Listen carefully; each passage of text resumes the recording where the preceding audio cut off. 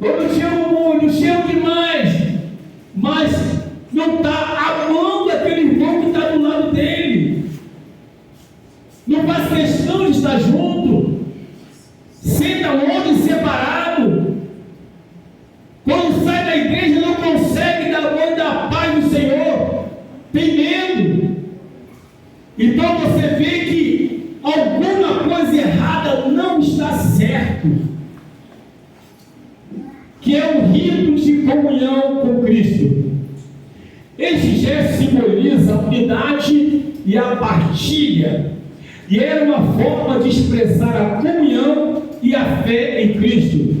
Esse tipo de comportamento que havia entre eles servia também para fortalecê-los cada dia mais na presença de Deus. Não queriam apenas estar juntos, mas gostavam de estar juntos. Alegrei-me quando me disseram: vamos à casa do Senhor. Gostavam de estar juntos. Não é aquela coisa alguém dizer assim: vai para a igreja hoje? Nem sei, estou muito afim não, estou meio desanimado, não sei o que está acontecendo comigo. Ah, não sabe não? Pois é, estou querendo ir, mas eu não estou querendo encontrar fulano. Será que fulano vai estar lá? Será que Beltrano vai estar lá? Só a graça, só a misericórdia de Deus. Eles gostavam de estar juntos, tinham prazer de estar juntos.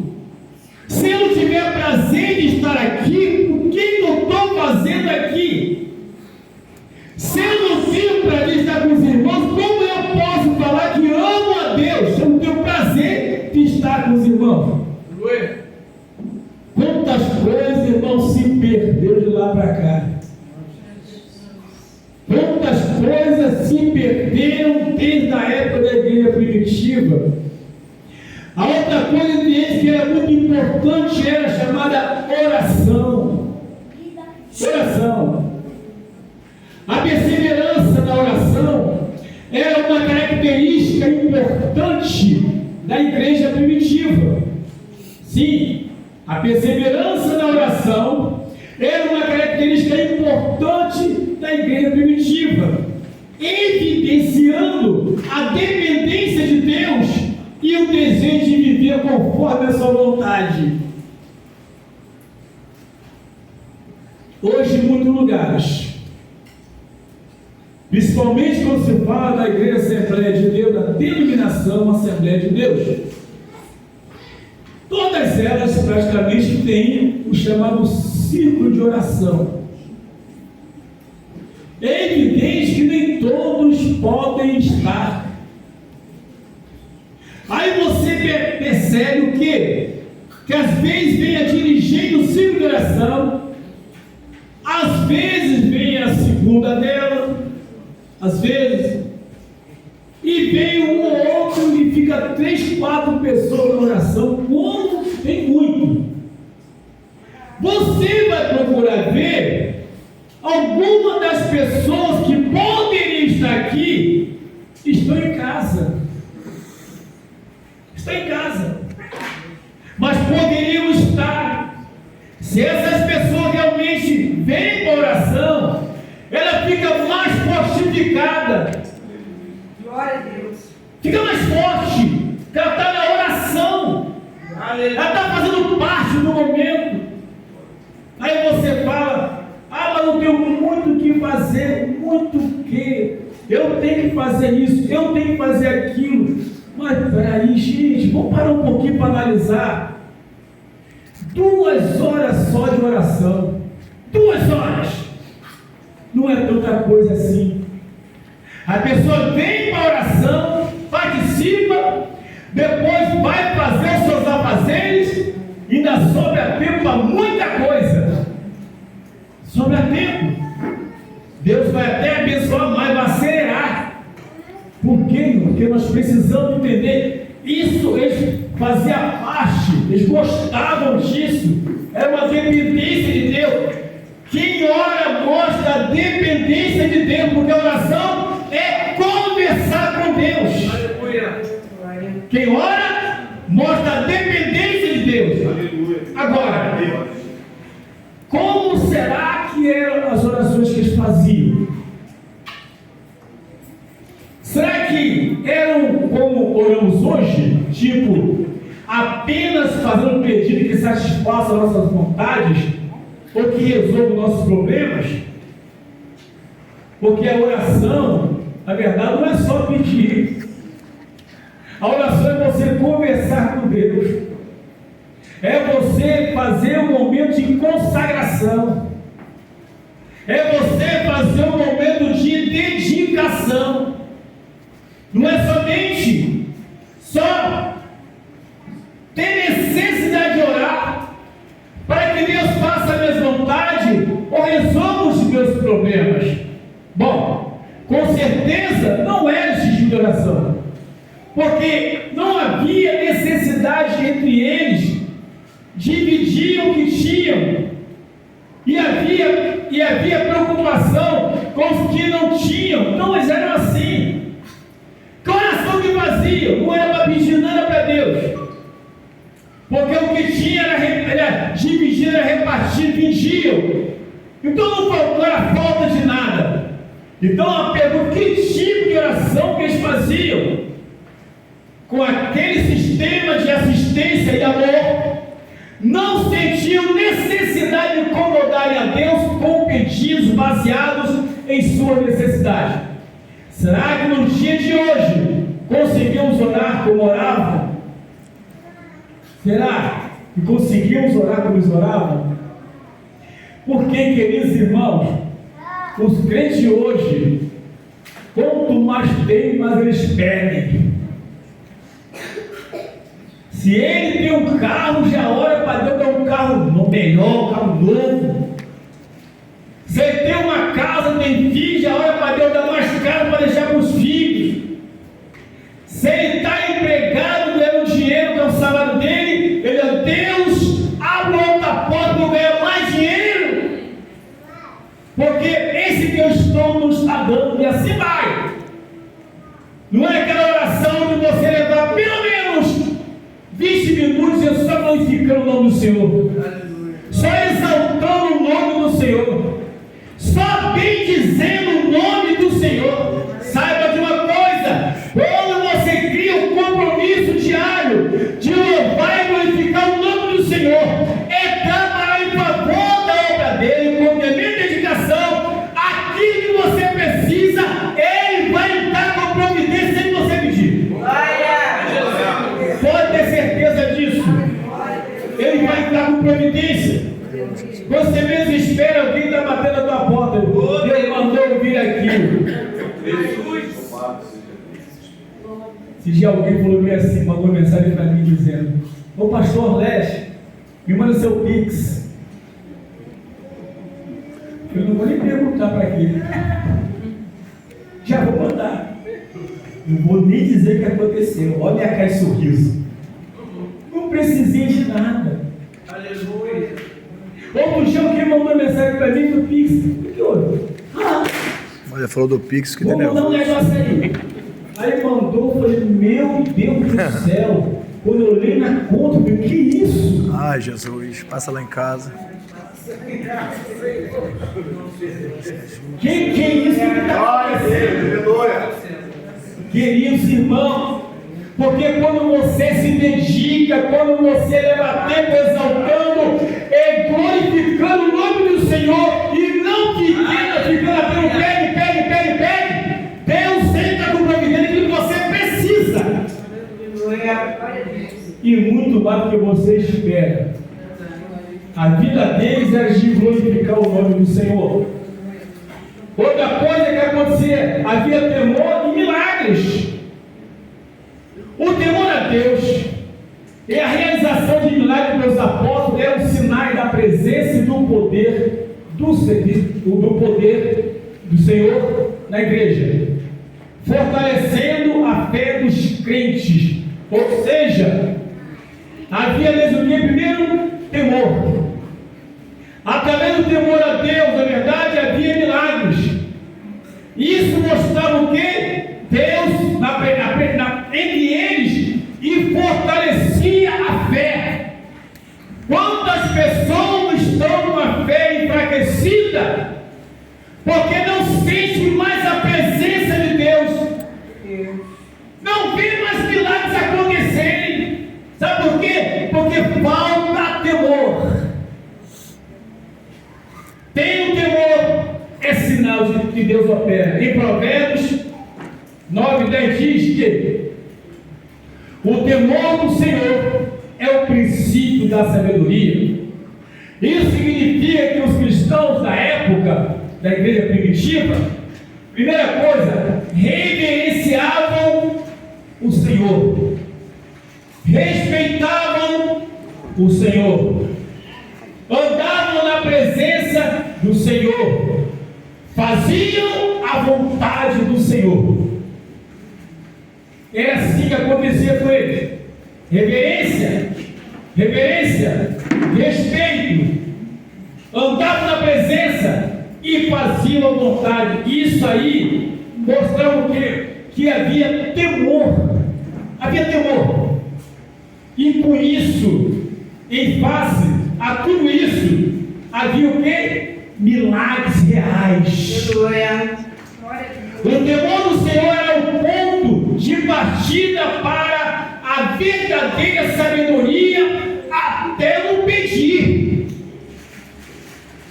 E a sabedoria nesse contexto é a capacidade de aplicar o conhecimento de Deus na prática diária com discernimento. Isso aqui é sabedoria. É a capacidade de aplicar o conhecimento de Deus na prática diária com discernimento. Isso é ser sábio. Isso é ter sabedoria. Isso não é inteligência, não. É sabedoria ao que vem de Deus. E todos criam. O DNA do verdadeiro Evangelho produzirá sempre um povo à parte ou um povo diferente. Um povo que faz diferença. Um povo onde faz as pessoas percebem que é um povo diferente. Não é a mesma pessoa. Até mesmo quem foi chamado pelo Senhor. Aquela pessoa, na verdade, que já esteve em situações terríveis, envolvido em coisas horríveis, como tráfico, qualquer outra coisa ruim. Quando aquela pessoa entrega a sua vida para Jesus Cristo, veja bem, ele não aceita Jesus, é Jesus que aceita essa pessoa. A pessoa entrega a sua vida para Jesus, e Jesus aceita essa pessoa. E aí, de acordo com a sua vivência, as pessoas vão percebendo que verdadeiramente houve uma mudança, uma transformação na vida daquela pessoa. Inclusive, a Bíblia nos fala, Zacarias capítulo 8, no verso 13, diz bem claro, que assim como foste a maldição entre as nações, vos salvarei e sereis uma bênção. Zacarias 8:23 diz, e naquele dia acontecerá, ó casa de Israel, de Judá, que 10 homens, 10 nações pegarão na orla de um vestido de um judeu e vai dizer: iremos contigo, porque sabemos que Deus está com vocês. É quando Deus tira a pessoa lá do lamaçal do pecado. Há uma transformação de vida, aleluia, e as pessoas começam a perguntar: você está congregando aonde? Onde é a tua igreja? Quem é o teu pastor? Você está muito diferente. Não é a mesma pessoa, porque Cristo está na vida dessa pessoa. Glória, aleluia, glória a Deus, graças a Deus. Todos criam. O DNA do Evangelho produzirá sempre um pouco a parte, um pouco diferente. A vida descrita em Atos 2:44 foram os primeiros frutos que deveriam amadurecer. Qual eram os frutos? Crer, estar juntos e repartir o que tem com quem não tem. Isso criou neles fé, gostar de estar junto e repartia. Os meus frutos foram isso. Eles tinham prazer de chegar e fazer isso. Outra coisa, vivemos em um mundo desigual em que a igreja precisa fazer a diferença.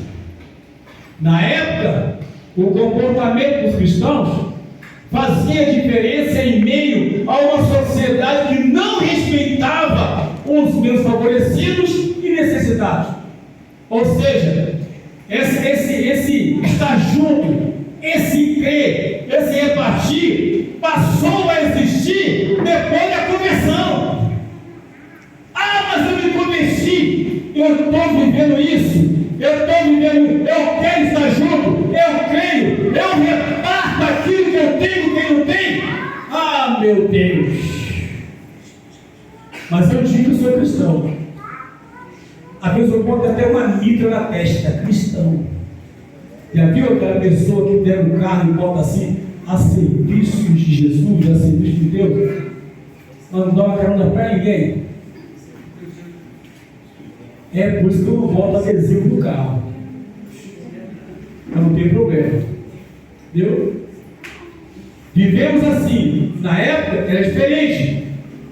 Mas a grande diferença, e bem perceptível, era a comunhão que havia entre eles. Uma coisa é certa: sem uma verdadeira conversão, sem uma verdadeira doutrina bíblica, é impossível implementar uma verdadeira comunhão. Sabe disso? Não tem como.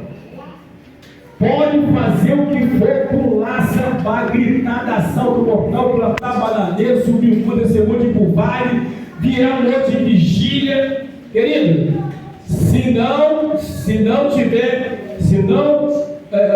uma verdadeira conversão, sem uma verdadeira doutrina bíblica, que é ensinamento da palavra de Deus como ela é impossível implementar uma verdadeira comunhão.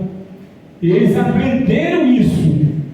Os apóstolos ensinavam e eles praticavam, e havia alegria entre eles. Por outro lado, também vendiam tudo que tinham. A expressão vendiam tudo que tinham era uma prática descrita entre os fiéis em Atos 2,45, onde os primeiros cristãos, após serem batizados, se tornarem membros da comunidade cristã, compartilhavam tudo o que possuíam, vendiam suas propriedades e bens e distribuíam o dinheiro para atender às necessidades de cada um. Irmão, isso é uma mudança de vida muito radical. Sabe por quê? Porque a tendência natural, quando entregamos a nossa vida para Jesus, é que o amor de Cristo entre nossos corações. E a gente passa a ficar mais sensível às necessidades das pessoas. Por quê? Porque a mudança, aquele amor de Cristo, ele adentra em nós, começa a fazer morada, ocupa todo o espaço. Isso nos leva a nos preocupar com pessoas da nossa comunidade. A gente vive um momento hoje, queridos, muito difícil, porque você tem uma igreja, por exemplo, você vai abrir um trabalho em um local onde não tem igreja, não tem ninguém, lá no meio do mato lá, tem lá 10 famílias, mas não tem igreja. São lavradores, são pessoas que estão lá vivendo da terra. E aí o que acontece? Você vai lá fazer a obra e precisa fazer, levantar um templo, comprar bomba e tudo. E você encontra com alguém de uma outra igreja que tem condições de te ajudar. mas ele não abre mão para poder te dar. Olha, eu vou comprar o que ele precisa lá. Difícil você encontrar, você até encontra, mas é difícil encontrar, porque você só vê as pessoas, na verdade, usufruindo para ele, vivendo a vida de um burguês mesmo, uma vida de jatinho, uma vida de mansão, uma vida disso, aquilo.